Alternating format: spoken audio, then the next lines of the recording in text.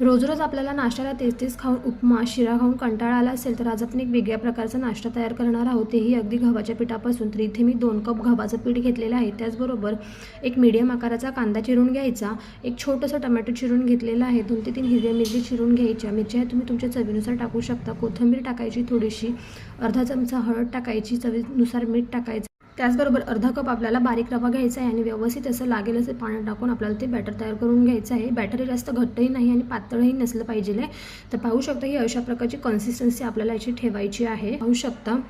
त्यानंतर gas on करायचा आणि अगदी थोडंसं तेल टाकायचं आहे आणि व्यवस्थित आपल्याला हे बॅटर पॅनमध्ये टाकायचं आहे. त्याला गोल आकार द्यायचा आहे आणि अगदी 1 ते 2 मिनिटे एका बाजूने शेकून आपल्याला परतून घ्यायचं आहे.